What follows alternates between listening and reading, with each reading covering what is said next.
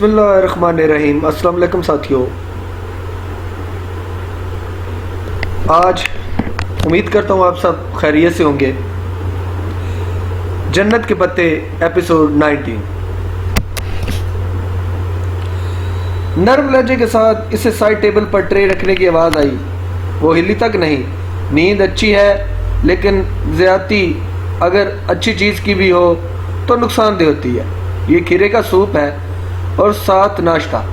حیا ہنوز آنکھوں پہ بازو رکھے لیٹی رہی۔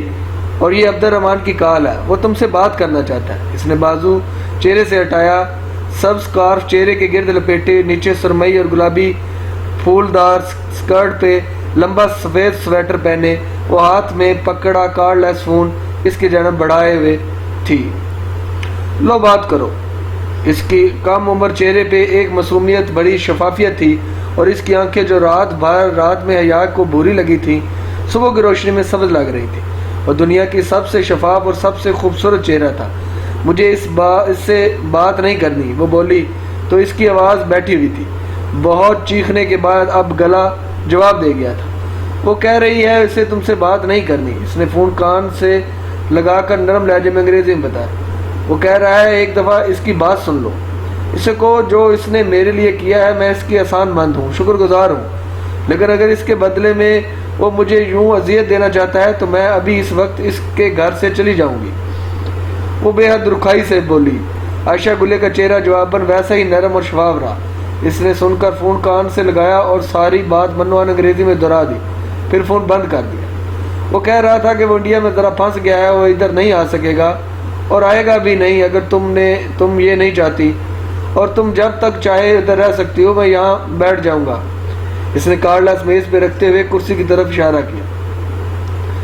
وہ نہ اجنبیوں سے جلدی گھلتی ملتی تھی اور نہ ہی اسے پاشا کے گھر والوں سے راہ و رسم بڑھانے میں دلچسپی تھی، مگر اس لڑکی کا چہرہ اتنا نرم اور دوستانہ تھا کہ خود بخود اس کی گردن اسبات میں ہل گئی۔ شکریہ، وہ اسے مسکراہٹ کے ساتھ کہتی کرسی پہ ٹیک لگا کر بیٹھی۔ سفید سویٹر میں مقید کونیاں کرسی کے دونوں بازوؤں پہ رکھی اور ہتھیلیوں کو ایک دوسرے میں پھنسایا عادتاً اپنی انگوٹھی انگلی میں گھمانے لگی۔ تمہاری طبیعت کیسی ہے؟ ٹھیک ہے، وہ کہہ کر بل ذرا سا سیدھا ہو کر بیٹھ گئی۔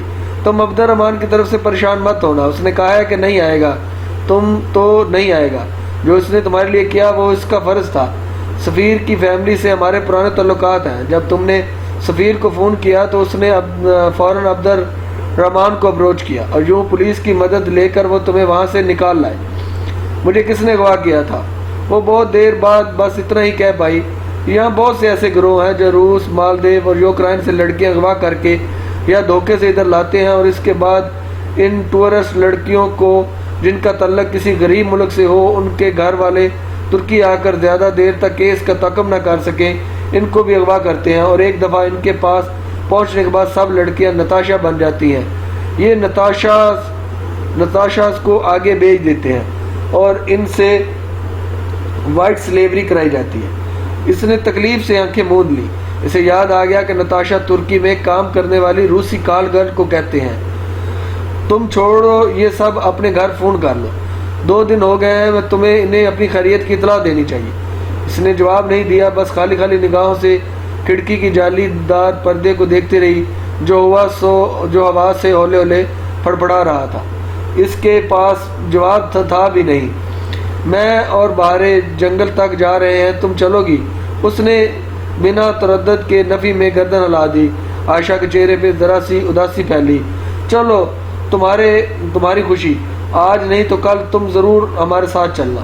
اس نے فوراً خود ہی نئی امید ڈھونڈ لی اور اٹھ کھڑی ہوئی۔ ناشتہ ضرور کرنا، مہمان بھوکا رہے تو میزبان کا دل بہت دکھتا ہے، شگفتی سے کہتے ہوئے اس نے کرسی واپس رکھی اور باہر چلی گئی۔ حیا نے کمبل اتارا اور اٹھ کر پاؤں نیچے رکھے۔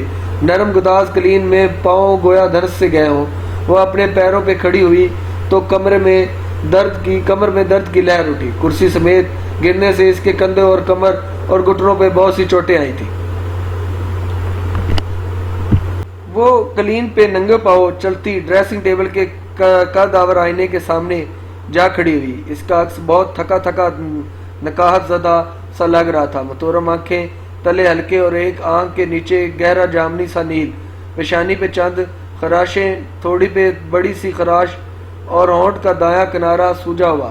اس نے انگلیاں اور اوپر سے نیچے اپنے بالوں پہ پھیری۔ وہ ویسے ہی تھے، اتنے ہی لمبے، اتنے ہی گھنے، مگر ان کی چمک کھو گئی تھی۔ وہ ریشمی پن جو ہمیشہ ان میں چمکتا تھا اب وہ نہیں تھا۔ جانے کیسے عائشہ نے وہ ویکس اتاری اور اس دوران کتنے بال ٹوٹے وہ نہیں جانتی تھی۔ ویکس دھل گئی، مگر جو تکلیف اس نے سہی تھی وہ ایسے نہیں دھل سکتی تھی۔ پولیس پاشا کے بندے جو بھی اس وقت دروازہ توڑ کر اندر آئے تھے، انہوں نے اس کے فراق کے دامن کو آگ پکڑتے ہی بجھا دیا، مگر جتنا وہ پستہ قد روسی اسے جلا چکا تھا، حیا کو لگا وہ جلن ساری زندگی تکلیف دیتی رہے گی۔ وہ اس وقت ڈھیلے ڈھالے اسپتال کے گاؤن میں تھی۔ اس نے دائیں آستین دوسرے ہاتھ سے اوپر کندھے تک اٹھائے اور بازو کے اوپری حصے پہ اوپر سے نیچے سیاہ راکھ کی طرح کے لکھے 3 حروف ویسے ہی تھے، WHO، باقی کے 2 حروف RE۔ چونکہ داغے ٹھیک سے نہیں گئے تھے اس لیے ان پر چھالا سا بن گیا تھا۔ چھالا ختم ہونے کے بعد ان کا نشان نہیں رہنا تھا، جو رہ گیا تھا وہ ہو تھا۔ ہو، اس نے زیر لب دہرایا۔ وہ کون تھی؟ کیوں کسی دوسرے کے گھر یوں پڑی تھی، وہ بھی ایک ایسے شخص کے گھر جس کو وہ ناپسند کرتی تھی؟ اس کا گھر کال کرنے یا واپس سبانچی جانے کا دل کیوں نہیں چاہ رہا تھا؟ شاید اس کے لیے اس رات پھپھو کا انتظار کر رہی تھی۔ انہوں نے اس کے نہ آنے پہ ان 2 دنوں میں ہر جگہ پتہ کیا ہوگا، اور اب تک پاکستان میں یہ بات پہنچ چکی ہوگی۔ کیا اب وہ کبھی پاکستان جا سکے گی؟ عزت سے جی سکے گی؟ کسی کو منہ دکھا سکے گی؟ کیا ابا، تایا فرقان اور سائمہ تائی کا سامنا کر سکے گی؟ یا اس نے اپنے ماں باپ کو سارے خاندان میں بے عزت کر دیا تھا؟ کون اس کی دعائی سنے گا کہ وہ بھاگی نہیں تھی، وہ اغوا ہوئی تھی؟ اس کے خاندان میں اور اس کے ملک میں اغوا ہونے والی لڑکی اور گھر سے بھاگنے والی لڑکی میں کوئی فرق نہیں سمجھا جاتا تھا۔ اسے لگا شریفوں کا مجرا بھرے بازار میں چلا دیا گیا۔ وہ واقعی بدنام ہو گئی تھی۔ وہ کھڑکی میں آ کھڑی ہوئی اور جالی دار پردہ ہٹایا، پھر کھڑکی کے پٹ کھول دیے۔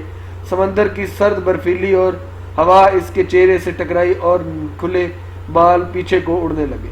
وہ دوسری منزل کی کھڑکی میں کھڑی تھی۔ نیچے سے باغیچہ نظر آیا اور اس کی پار لکڑی کا گیٹ، جسے ایک بیتی شام اس نے ہذیانی انداز میں بھاگتے ہوئے پار کیا تھا۔ باغیچے میں ایک خوبصورت شاہانہ سی بگی کھڑی تھی۔ اس میں ایک چکنا سفید گھوڑا جتا تھا۔ بگی کے پیچھے ایک لکڑی کا صندوق نصب تھا، جس کا ڈھکن کھولے کھڑی عائشہ گھاس سے چیزیں اٹھا کر اس میں رکھ رہی تھی۔ آرے، کلہاڑے، چاقو اور ایسے کئی اور اوزار۔ چھوٹی بچی بہارے سرخ چمکیلے سیبوں سے بھری ٹوکری لیے بگی میں اوپر چڑھ رہی تھی، اور اندر بیٹھ کر اس نے ٹوکری گود میں رکھ لی۔ وہ اس حصے میں بیٹھی تھی اور وہ حصہ حیا کے سامنے تھا۔ عائشہ صندوق کا ڈھکن بند کر کے پیچھے سے گھوم کر دوسری طرف آ بیٹھی۔ دفعتاً بہارے کی نگاہ اوپر کھلی کھڑکی میں کھڑی حیا پہ پڑی۔ حیا، اس نے جلدی سے ہاتھ ہلایا۔ اس کے پکارنے پر اس کی بائیں جانب بیٹھی عائشہ نے آگے ہو کر چہرہ بہارے کے کندھے سے ایک طرف نکال کر حیا کو دیکھا اور مسکراتے ہوئے ہاتھ ہلایا۔ وہ مسکرا نہیں سکی، بس تھوڑا سا ہاتھ اٹھا کر واپس گرا دیا۔ دفعتاً عائشہ نے جھک کر بہارے کے کان میں کچھ کہا تو بچی نے او کر کے جلدی سے ٹوکری سے ایک سرخ سیب نکالا اور اسے اپنی فراق سے رگڑ کر اور کیچ کہتے ہوئے اوپر کی سمت اچھالا۔ لاشعوری طور پر اس نے ہاتھ بڑھائے، مگر اڑ کر آتا سیب اوپر بالکونی کی ریلنگ میں اٹک گیا۔ او نو! بہارے نے مایوسی سے گردن پیچھے کو پھینکی۔ اسی اسنا میں بگی بان گھوڑے کو چابک مار چکا تھا اور بگی گھوڑے کے پیچھے کھینچتی ہوئی گیٹ سے باہر نکل گئی۔ وہ کھڑکی سے ہٹ گئی۔ بہارے کا سیب وہیں ریلنگ گرل کے ڈیزائن میں پھنسا رہ گیا اور وہ کمرے کا دروازہ کھول کر باہر آئی۔ لکڑی کے فرش کو چمکتی راہ داری سنسان پڑی تھی۔ وہ ننگو پاؤں چلتی آگے آئی۔ راہ داری کے سرے پر ایک کمرے کا دروازہ نیم دا تھا۔ اس کے آگے جہاں راہ داری ختم ہوتی تھی وہاں ایک گول چکر کھاتا لکڑی کا زینہ تھا، جو نیچے لانگ لیونگ روم سے شروع ہو کر بلائی منزل کی راہ داری جہاں وہ کھڑی تھی سے ہوتا ہوا اوپر تیسری منزل تک جاتا تھا۔ اس نے گردن اٹھا کر اس بلند و بالا سفید محل کو دیکھا۔ اگر کبھی اسے اس محل سے بھاگنا ہو تو سارے چور راستے اسے معلوم ہو۔ اسے اب بھی کسی پہ اعتبار نہیں رہا تھا۔ حیا نے کمرے کا نیم دار دروازہ پورا کھول دیا. وہ ایک چھوٹا اسٹڈی روم تھا جس میں آبنوسی اور صنوبر کے لکڑی کے بک شیلف بنے تھے اور وہاں بہت سی پیش قیمت کتب سجی تھی. وہ چھوٹے چھوٹے قدم اٹھاتی اندر آئی. اسٹڈی کی دیواروں پہ جا بجا بڑے بڑے فوٹو فریم نصب تھے. وہ ایک ٹرانس کی سی کیفیت میں انہیں دیکھے گئی. وہ سب اس کی تصاویر تھیں. کب لی گئی کیسے لی گئی وہ نہیں جانتی تھی. وہ تو بس مبہوت سی انہیں دیکھ رہی تھی. وہ داور بھائی کی مہندی والے روز اپنے گیٹ سے نکل رہی ہے, ایک ہاتھ سے لہنگا سا اٹھائے اور دوسرے سے آنکھ کا کنارہ صاف کرتی ہوئی. وہ کار کے فرنٹ سیٹ پر بیٹھی تھی. وہ ریڈ فراک میں ملبوس, بال کانوں کے پیچھے اڑستی, مسترب سی کچھ کہتی ہوئی. وہ داور بھائی کی شادی کی شام البتہ ساتھ فرنٹ سیٹ پہ بیٹھا ولید تصویر میں نہیں تھا. وہ یہ تصویر جناح سپر کی تھی. وہ سر جھکائے, جیکٹ کی جیبوں میں ہاتھ ڈالے, اس نیم طریق چبوترے کے سامنے چل رہی تھی. سڑک پر دونوں دکانوں کی زرد روشنیوں کا عکس جھلملا رہا تھا. بہت سی تصویریں, بہت سے واقعات. وہ ایک دم پلٹی اور بھاگتی ہوئی اپنے کمرے میں چلی گئی.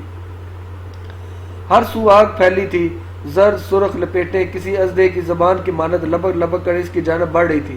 وہ وسط میں کھڑی تھی اور اطراف میں دائرے کے صورت میں الاؤ بھڑک رہا تھا. شعلے ہر گزرتے پل بڑھتے جا رہے تھے. ہر سو دھواں تھا. اس کے سیاہ فراق کا دامن جل رہا تھا. دھواں, سرخ شعلے, ہرکلیتس کی دائمی آگ. گرمی کی عدت ناقابل برداشت ہو گئی تھی. وہ بری طرح سے جل رہی تھی. پانی پانی ڈالو میرے اوپر. وہ تکیے پہ بند آنکھوں سے گردن ادھر ادھر مارتی ایک جھٹکے سے اٹھ بیٹھی. اس کا سارا جسم پسینے میں بھیگا ہوا تھا. تنفس تیز تیز چل رہا تھا. اسے گرمی لگ رہی تھی. وہ لحاظ پھینک کر تیزی سے باہر بھاگی. لکڑی کا گول چکر کھاتا زینہ اس نے دوڑتے قدموں سے عبور کیا اور بنا کسی طرف دیکھے باہر کا دروازہ پار کر گئی. باغیچے میں اتر کر وہ گیٹ سے باہر نکل گئی. رات ہر سو پھیلی تھی. بارش تڑا تڑا برس رہی تھی. سیاہ آسمان پہ کبھی کبھی چمکیلی بجلی نمودار ہوتی تو پل بھر کو سڑک اور دوسرے سارے بنگلے روشن ہو جاتے. پھر اندھیرا چھا جاتا. وہ دونوں بازو سینے پہ لپیٹے اس برستی بارش میں سڑک پہ چلتی جا رہی تھی. آسمان کے تھال گویا الٹ گئے تھے. بارش تڑا تڑ گرتی اس کو بھگو رہی تھی. اس کا پاؤں کسی پتھر سے ٹکرایا تو اسے ٹھوکر لگی. وہ گھٹنوں کے بال پتھریلی زمین پہ گر گئی. ہتھیلیاں چھل گئی. گھٹنوں پہ بھی خراشیں ہوئی. اس نے ہتھیلیاں جھاڑتے ہوئے اٹھنا چاہا. کمر میں درد کی شدید لہر تھی. وہ واپس بیٹھ گئی. گھٹنوں کے بال سڑک کے وسط میں. پانی سے اس کا لباس بھیگ چکا تھا. بال موٹی لٹوں کی صورت چہرے کی طرف سے چپک گئے تھے.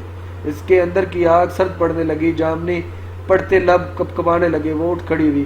کسی معمول کی طرح چلتی ہوئی واپس اس سفید محل تک آئی تھی. لیونگ روم کی انگیٹھی میں 2 لکڑیاں جا رہی تھی. اندھیرے کمرے میں آگ اور اوپر لگے مدھم سے زرد برد کی روشنی اس نے عجب فسون طاری کر رکھا تھا. جاتے ہوئے اس نے یہ سب نہیں دیکھا تھا مگر اب چوکٹ پہ کھڑی وہ دیکھ رہی تھی. عائشہ بڑے صوفے پہ سر جھکائے بیٹھے سامنے میز پہ رکھے کاغذ پہ پیمانے سے لکیر کھینچ رہی تھی. آٹھ پہ اس نے گردن موڑی. آؤ بیٹھو, وہ نرمی سے کہتی صوفے کے ایک طرف ہو گئی. دونوں ہاتھوں سے وہ لمبا سا کاغذ رول کرنے لگی. یہ آگ بجھا دو. وہ آتش دان میں بھڑکتے شعلوں کو دیکھتے ہوئے بولی تو اس کو آواز بیوق ادا کی بارش کی طرح گیلی تھی. عائشہ بنا تردد کے اٹھی اور وہ آتش دان کے ساتھ لگا سوئچ گھمایا. آگ بجھ گئی. مصنوعی انگارے سرخ رہ گئے جو دراصل ہیٹر کے راڈ تھے جس سے بھڑکنے والی آگ اسے مصنوعی لکڑیوں کے اوپر یوں برتی گویا اصلی لکڑیاں جا رہی تھی.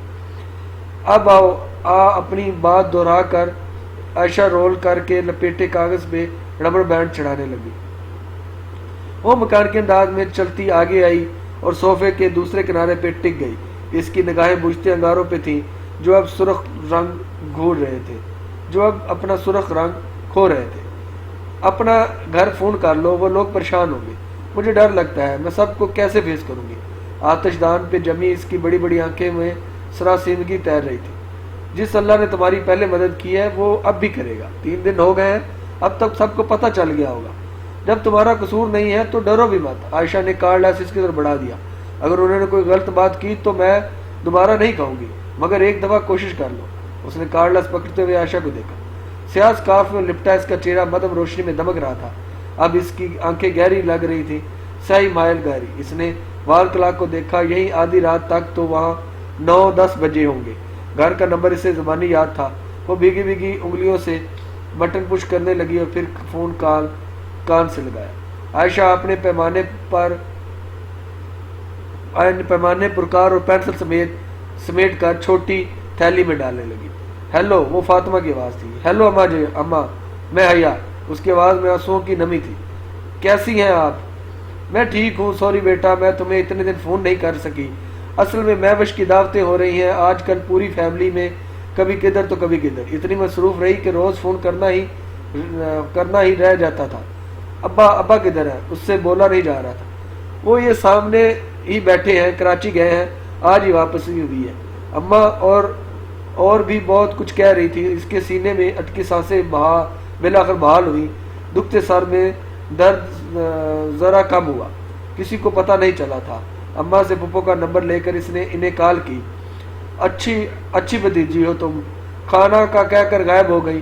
میں پہلے تو پریشان رہی، سمجھ میں نہیں آیا کہ کیا کروں۔ جان کو پوری رات سخت بخار رہا، اس کو بھی نہیں اٹھا سکتی تھی۔ تمہارے دونوں نمبر بھی بند تھے۔ صبح ہوتے تمہارے ہاسٹل گئی تو وہ فلسطینی لڑکا ہے نا، موت سے مرتضی، ہاں وہی، اس نے بتایا کہ تم نے اپنی ہوسٹ آنٹی کے گھر رکنا تھا۔ مجھے بتا تو دیا ہوتا جایا۔ پپو فکر مند سی تھی۔ او محسن، وہ اس پزل میں اتنا الجھا ہوا تھا کہ اس کو سمجھ میں نہیں آیا کہ حیا نے پپو کے گھر رکنا یا ہوسٹ آنٹی کی طرف ان کی تسلی تشفی کروا کر پرس میں پانی جانے سے دونوں فونز خراب ہونے کی یقین دہانی کروا کے جب اس نے فون بند کیا تو عائشہ اسے دیکھ رہی تھی۔ میں نے کہا تھا نا سب ٹھیک ہو جائے گا، اب تم آرام سے ڈھیر سارے دن ہمارے ساتھ رہو، کل ہم تمہیں اپنے ساتھ جنگل لے جائیں گے، چلو گی نا؟ ہاں چلوں گی۔ وہ ذرا سے مسکرائی، اس کے بالوں کے سروں سے قطرے ابھی تک ٹپک رہے تھے۔ آگ سے مت ڈرا کرو، آگ سے اسے ڈرنا چاہیے جس کے پاس اللہ کے دکھانے کے لیے کوئی اچھا عمل نہ ہو۔ تم تو اتنی اچھی لڑکی ہو، تم کیوں ڈرتی ہو؟ اس نے ویران نگاہوں سے عائشہ کا چہرہ دیکھا۔ ذہن کے پردے پہ ایک ویڈیو لہرائی تھی اور اس کے نیچے لکھے کمنٹس، میں اچھی لڑکی نہیں ہوں، کوئی اچھی لڑکی بری نہیں ہوتی، بس اس سے کبھی کبھی کچھ برا ہو جاتا ہے۔ تو تم سے بھی بہت کچھ اچھا بھی ہوا ہے نا، تم نے ایک امیر اور طاقتور شخص کے لیے اپنے شوہر کو نہیں چھوڑا، تم نے بے وفائی نہیں کی، اس سے بڑی اچھائی کیا ہوگی؟ میری دنیا تمہاری دنیا سے مختلف ہے عائشہ، ہم میں بہت فرق ہے۔ چلو پھر تم ڈھیر سارے دن میری دنیا میں رہو، پھر تم مجھے بتانا کہ امید اور انجام کے اعتبار سے کس کی دنیا زیادہ اچھی ہے۔ ساتھ ہی اس نے مسکرا کر نرمی سے حیا کا ہاتھ دبایا۔ تم کون ہو عائشہ؟ میرا مطلب ہے تمہارا۔ اس نے فکرہ ادھورا چھوڑ دیا۔ میں اس گھر کی مالکن ہوں، بہارے میری بہن ہے اور آنے میری دادی کی سگی بہن ہے۔ آنے ترک ہے مگر اس کا شوہر انڈین تھا۔ آنے عبد الرحمن پاشا کی ماں، ہاں وہی، مگر ہم آنے کو آنے ہی کہتے ہیں، دادی وغیرہ نہیں۔ تو عبد الرحمن تمہارا چاچا لگا، وہ سوچ کر کہہ رہی تھی۔ وہ جواباً سادہ سی مسکرائی۔ چچا باپ کا سگا بھائی ہوتا ہے، اس لحاظ سے وہ میرا اور بہارے کا چچا ہے، نہ ہی محرم۔ خیر اب تم سو جاؤ، صبح ملتے ہیں۔ وہ سر ہلا کر اٹھ کھڑی ہوئی، اسے واقعی نیند کی ضرورت تھی۔ عاشق گل نے کہا تھا کہ اس سفید محل کی وہ مالکن ہے، اس لیے وہ ادھر رک گئی تھی۔ ذہنی اور جسمانی طور پر وہ قطعاً اتنی صحت یاب نہیں ہوئی تھی کہ وہ واپس جاتی۔ اب وہ اکیلی نہیں رہنا چاہتی تھی، اسے کوئی سہارا چاہیے تھا۔ اس نے ان تین عورتوں کو اپنا سہارا بنا لیا۔ آنے آج کل استنبول گئی ہوئی تھی اور پیچھے گھر میں صرف دو بہنیں اس کے ساتھ تھی۔ صبح اس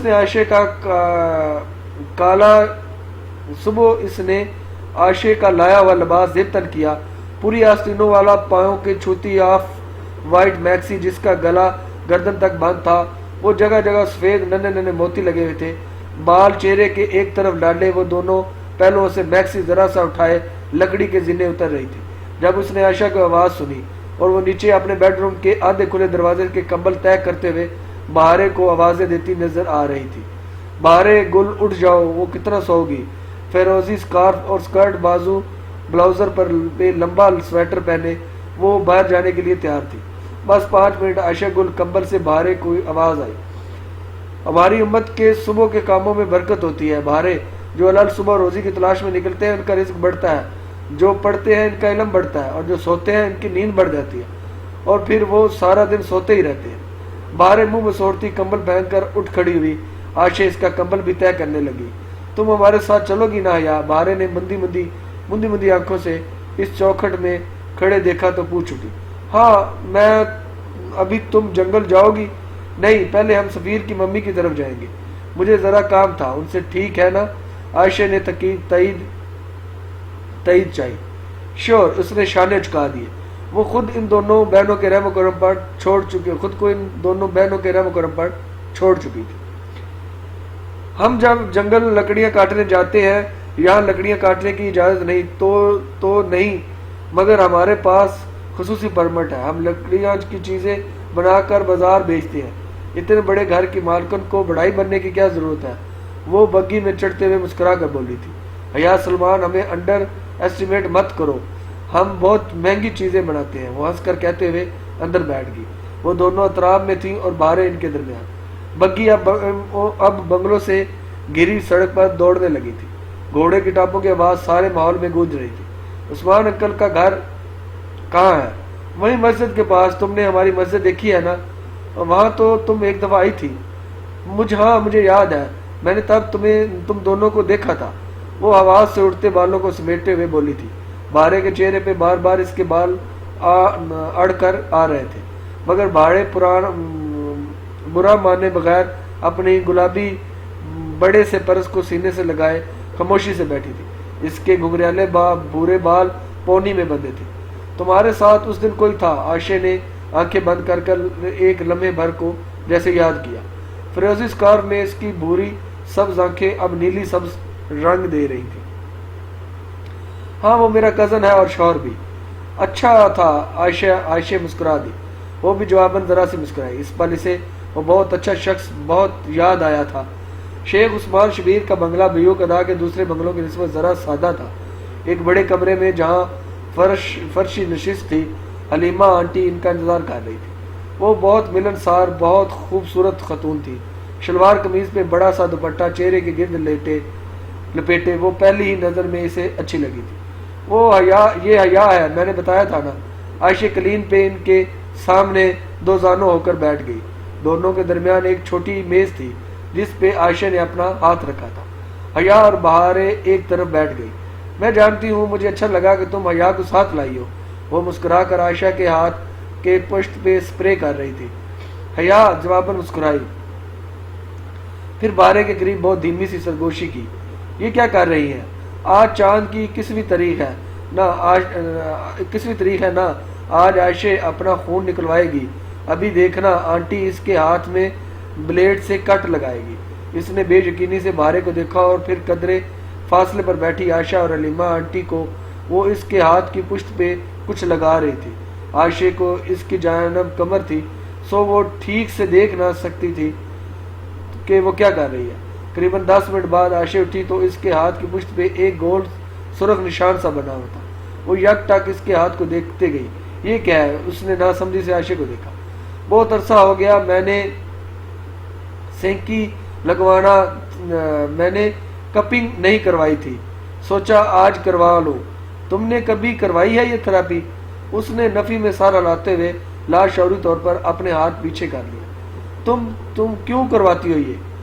وہ ابھی تک دزیدہ نگاہوں سے عائشہ کے ہاتھ کو دیکھ رہی تھی۔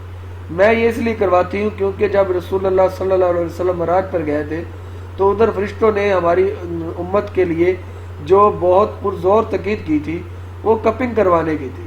اللہ نے ہم اس میں بڑا سکون رکھا ہے۔ تم آنٹی سے باتیں کرو، تب تک میں اور بہاریں گل بہار باغ سے پھول توڑ لیں۔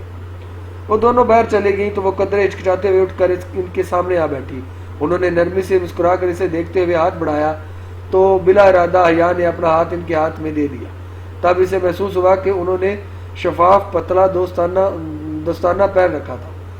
تم اچھا محسوس کرو گی، یہ تمہاری اداسی لے جائے گی۔ مجھے نہیں لگتا کہ میری اداسی ان چیزوں سے دور ہو سکتی ہے۔ وہ ان کے ہاتھ میں دیے اپنے ہاتھ کو دیکھ رہی تھی جس کی پشت پہ کوئی اسپرے کر رہی تھی۔ وہ کیوں؟ میری زندگی بہت پیچیدہ اور بہت مسئلوں سے بھری ہوئی ہے، اس نے اداسی سے کہتے ہوئے نفی میں سر جھٹکا۔ کھڑکی سے چن کر آتی صبح کی روشنی اس کے چہرے پہ پڑے نیلوں کو واضح کر رہی تھی۔ میری بیسٹ فرینڈ میرے سامنے دم توڑ گئی، میں کچھ نہ کر سکی۔ میں نے بہت دعا کی تھی حلیمہ آنٹی، مگر وہ پھر بھی مجھے چھوڑ کر چلی گئی۔ وہ نہ مرتی تو کل کو تم خود ہی اسے چھوڑ جاتی، وہ نہ مرتی تو کل کو تم خود ہی اسے چھوڑ جاتی۔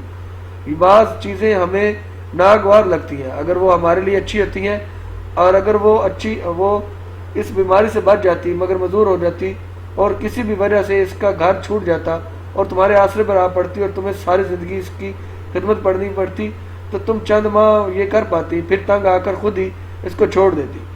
بعض دفعہ موت میں بھی ایک ریلیف ہوتا ہے۔ وہ اس کے ہاتھ کے پشت پہ زیتون کا تیل ملتے ہوئے کہہ رہی تھی، مگر میں نے اسے اللہ سے ویسے ہی مانگا تھا جیسے وہ تھی۔ وہ تمہیں اگلے جہان میں اسے ویسے ہی واپس کر دے گا، ورنہ اور وہی تم دونوں کے لیے بہتر ہوگا۔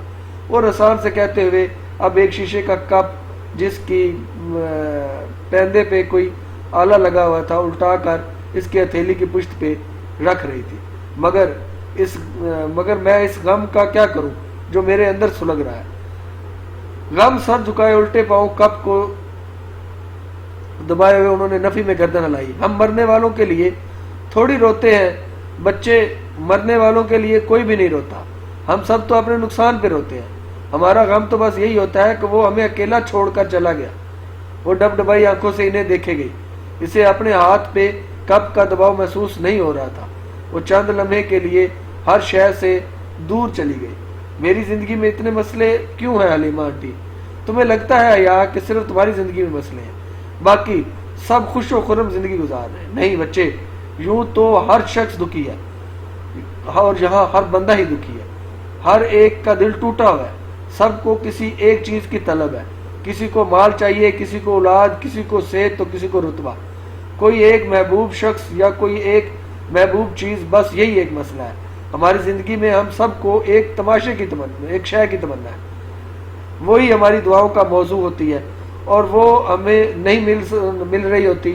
وہی چیز ہمارے آس پاس کے لوگوں کے بے حد آسانی سے مل جاتی ہے، اور ہم ان پر رشک کرتے رہ جاتے ہیں، یہ جانے بغیر کہ ان لوگوں کی خاص تمنا وہ چیز ہی نہیں ہے، وہ تو کسی اور چیز کے لیے دعائیں کرتے رہتے ہیں۔ یوں ہم اس ایک شے کے لیے اتنا روتے ہیں کہ ہماری زندگی پہ حاوی ہو جاتی ہے، اور یہ شے وقت گزرنے کے ساتھ ساتھ بدلتی رہتی ہے۔ تو مجھے ایک بات بتاؤ، تمہاری زندگی میں بہت سے مسئلے آئے ہوں گے، لمحے بھر کو اپنے سارے مسئلے یاد کرو۔ اس نے آنکھیں بند کر لی۔ وہ اب کپ ہٹا کر اس گول نشان کے اندر موجود جلد میں نشتر کی ہوئی سوئی سے کٹ لگا رہی تھی۔ اسے تکلیف نہیں ہوئی اور کچھ اور یاد کر رہی تھی۔ سفید پھول، شریفوں کا مجرے کا ویڈیو، علم کے رشتے کے لیے آئے لڑکے کا انہیں پہچان جانا، ولید کی بدتمیزی، ترکی کا ویزا نہ ملنا، پھر یہاں آ کر پھولوں کا سلسلہ، اس کا بیوق ادا میں قید ہو جانا، پھر اس کا اغوا اور آگ کا وہ بھڑکتا الاؤ۔ اس نے آنکھیں کھول دی۔ اس کی ہتھیلی کی پشت پہ خون کے ننھے ننھے قطرے نمودار ہو رہے تھے۔ حلیمہ آنٹی نے کپ واپس ہتھیلی پہ رکھ کر دباتے ہوئے اس کو دیکھا۔ اب بتاؤ ان مسئلوں کا کیا بنا؟ کیا بنا؟ وہ غائب دماغی سے کپ کو دیکھ رہی تھی۔ اوپر لگا شکر اندر سے خون کھینچ رہا تھا۔ شیشے کا کپ سرخ ہونے لگا تھا۔ میں تمہیں بتاؤں ان مسئلوں کا کیا بنا؟ وہ مسئلے حل ہو گئے ہیں، سارے مسئلے ایک ایک کر کے حل ہوتے گئے ہیں، مگر نئے مسئلوں نے تمہیں اتنا الجھا کر دیا ہے کہ تمہارے پاس ان بھولے بسرے مسئلوں سے نکلنے پہ اللہ کا شکر ادا کرنے کا وقت ہی نہیں رہا۔ وہ بے یقینی سے انہیں دیکھ رہی تھی۔ واقعی اس کے وہ سارے مسئلے تو حل ہو گئے تھے۔ اس نے کبھی سوچا ہی نہیں کہ ہر شخص کی زندگی میں ایک ایسا لمحہ ضرور آتا ہے جب وہ تباہی کے دہانے پہ کھڑا ہوتا ہے اور اس کے راز کھلنے والے ہوتے تھے، اور اب اس وقت جب وہ خوف کوہ طور تلے کھڑا کپکپا رہا ہوتا ہے تو اللہ اسے بچا لیتا ہے۔ یہ اللہ تعالیٰ کا احسان ہے، اور اسے اپنا ایک ایک احسان یاد ہے، ہم بھول جاتے ہیں، وہ نہیں بھولتا۔ تم اپنے حل ہوئے مسئلوں کے لیے اس کا شکریہ ادا کیا کرو جو ساری زندگی تمہارے مسئلے حل کرتا آیا ہے اور آگے بھی کر دے گا۔ تم وہی کرو جو وہ کہتا ہے، پھر وہی کرے گا جو تم کہتی ہو۔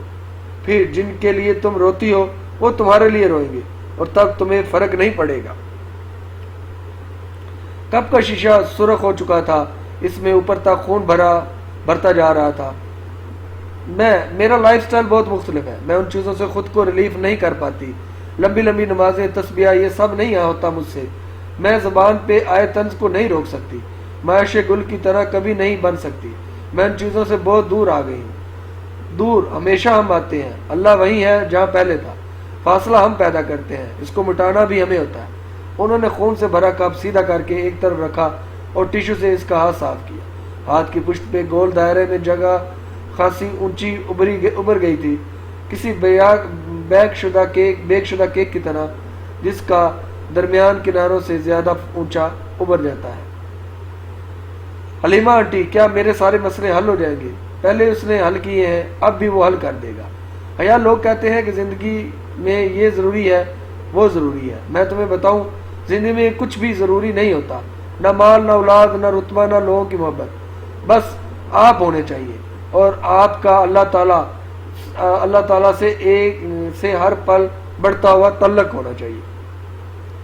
باقی یہ مسئلے تو بادل کی طرح ہوتے ہیں۔ جہاز کی کھڑکی سے کبھی نیچے تیرتا کوئی بادل دیکھا ہے؟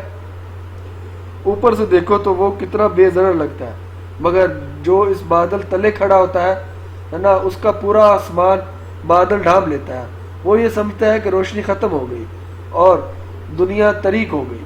غم بھی ایسے ہی ہوتے ہیں، جب زندگی پہ چھا جاتے ہیں تو سب طریق لگتا ہے، لیکن اگر تم اس زمین سے اوپر اٹھ کر آسمانوں سے پورا منظر دیکھو تو تم جانو گی کہ یہ تو ایک ننھا سا ٹکڑا ہے جو ابھی ہٹ جائے گا۔ اگر یہ سیاہ بادل زندگی پہ نہ چھائیں نہ، تو حیا ہماری زندگی میں رحمت کی کوئی بارش ہی نہ ہو۔ انہوں نے تیل لگا کر اس کا ہاتھ صاف کر دیا۔ اس نے ہاتھ چہرے کے قریب لے جا کر دیکھا۔ میں اتنی جلی ہوئی ہوں آنٹی کہ مجھے لگتا ہے کہ میرا دل ہی مر گیا۔ جلنا تو پڑتا ہے بچے، جلے بغیر کبھی سونا کندن نہیں بنتا۔ ان کی بات پر وہ آزردگی سے مسکرائی۔ یہ ابھی ٹھیک ہو جائے گا، تم بھی ٹھیک ہو جاؤ گی۔ تھینک یو آنٹی، مجھے آپ سے بات کر کے اچھا لگا۔ ایک آخری بات، کیا یہ اتفاق تھا کہ عثمان انکل اور ہم ایک ہی فلائٹ میں آئے تھے؟ اس دنیا میں اتفاق کم ہی ہوتے ہیں۔ میرا خیال ہے کہ عثمان کو عبد الرحمان نے ایسا کہا تھا۔ وہ سمجھ کر سر اٹھا کر اٹھ کھڑی ہوئی۔ کبھی ایسا لگتا ہے کہ اسے زندگی میں سب سے زیادہ تکلیف پاشا نے دی ہے، اور کبھی لگتا ہے کہ اس کے احسان اس کی دی گئی اذیت سے زیادہ ہے۔ بگی سڑک پر رواں دواں تھی۔ رات کی بارش سوکھ چکی تھی اور ہر جگہ نکھڑی نکھڑی دھلی دھلائی لگ رہی تھی۔ سبزہ سوا سرمئی سڑک، وہ چھوٹا سا جزیرہ جنت کا ٹکڑا لگتا تھا۔ وہ بگی کی کھڑکی سے باہر دیکھی ان باتوں کو سوچ رہی تھی جو حلیمہ آنٹی نے اس سے کہی تھی۔ عائشہ نے کچھ کہنے کے لیے گردن ان دونوں کی طرف پھیری تو ایک دم ٹھہر گئی۔ درمیان میں بیٹھی بہارے اپنی گلابی پرس سے کچھ نکال رہی تھی۔ حیا بالکل ساکت سانس روکے سے دیکھے گئی۔ وہ حیا کا بھورے رنگ کا لکڑی کا پزل باکس تھا۔ بہارے، یہ تم نے کہاں سے لیا؟ وہ بنا پلک جھپکے اس باکس کو دیکھ رہی تھی۔ یہ مجھے عبد الرحمان نے میری برتھ ڈے پہ گفٹ کیا تھا۔ اس میں میرا گفٹ ہے، مگر ابھی یہ مجھ سے نہیں کھلا ہی نہیں ہے۔ وہ مایوسی سے بتاتی اس کے سلائڈ پہ انگلی پھیر رہی تھی۔ اس میں 5 حروف بنے تھے۔ باکس کے اوپر ڈھکن کی سطح پر انگریزی میں ایک لمبی سی نظم کھدی تھی، اور یہ حیا کا باکس نہیں تھا، مگر یہ بالکل اس جیسا ہی تھا۔ یہ اس نے کہاں سے لیا؟ ہم سے ہی لیا تھا، عائشہ نے بتایا نہیں۔ ہم جنگل سے لکڑیاں کاٹ کر یہی پزل باکسز تو بناتے ہیں، بہت مہنگے بکتے ہیں یہ۔ ان میں 5 لیٹر کا کوڈ لگتا ہے جس کے بغیر یہ نہیں کھلتے۔ عائشہ مسکراتے ہوئے بہارے کی بات سن رہی تھی۔ سنو، وہ بہت دیر سے بولی۔ اس کی نگاہیں اب تک اس باکس پر تھی۔ تم نے کبھی کوئی ایسا باکس بنایا ہے جس پہ 6 حروف کوڈ ہو؟ وہ دونوں یک دم چونکی۔ ہاں، میں نے بنایا تھا۔ کس کے لیے؟ وہ چمبی سے بولی۔ عبد الرحمان کا کوئی ملازم تھا، اس نے 6 حرفی کوڈ بار کا آرڈر دیا تھا تو میں نے بنا دیا۔ مہینے بھر کی بات تھی۔ وہ سوچ کر بتانے لگی۔ تو اس کا کوڈ تم نے ہی رکھا ہوگا، تمہیں وہ یاد ہوگا۔ یاد؟ عائشہ ذرا جھیم کر ہنسی۔ 6 حروف کا کوئی لفظ ذہن میں نہیں آ رہا تھا تو میں نے اس کا کوڈ عائشہ رکھ دیا۔ عائشہ میں 6 حروف ہوتے ہیں نا؟ ترک چی میں عائشہ کو بھی ایسے لکھتے ہیں کہ عائشہ کے بعد AYESHE آتا ہے۔ سو اس نے اچنبے سے پوچھا۔ نہیں، ترک بی میں عائشہ گل لکھتے ہیں، مگر یہ باکس انگریزی میں حروف ترجیح میں تھا، اس لیے انگریزی میں لکھا، جو شخص یہ تم سے خریدنے آیا تھا اس کو جانتی ہو؟ چند لمحے کے توقف کے بعد وہ ذرا سوچ کر پوچھنے لگی۔ میں اس کا نام تو نہیں جانتی، مگر وہ اونچے قد کا حبشی تھا، اس کے بال گنگریالے تھے۔ اچھا حیا نے بہارے کو اس کا پزل باکس واپس کر دیا۔ اب وہ اپنے پزل باکس کے بارے میں سوچ رہی تھی جو اس کے کمرے میں رکھا تھا۔ اگر وہ وہی باکس تھا تو جو عائشہ نے بنایا تو اسے عبد الرحمن کے ہی کسی آدمی نے عائشہ سے خریدا ہوگا۔ وہ کبھی امکان تھا کہ اس نے وہ ڈولی کے پاس بھجوایا تھا، تو کیا عبد الرحمن اس بات سے واقف تھا یا پھر عائشہ سے خریدنے والا شخص ہی ڈولی تھا، کیونکہ ڈولی بھی تو پاشا کا خاندانی ملازم تھا؟ کچھ ایسا ہی تھا، بتایا تھا اے آر پی کی ماں نے اسے۔ آج کی قسط کے لیے اتنا ہی، انشاءاللہ اگلی قسط کے ساتھ دوبارہ حاضر ہوں گے۔ میں پھر ریکویسٹ کرتا ہوں جن لوگوں نے ابھی تک میرا چینل سبسکرائب نہیں کیا، پلیز میرا چینل سبسکرائب کر لیں تاکہ آپ کو نئی ویڈیوز کی اپڈیٹس ملتی رہیں۔ اللہ حافظ۔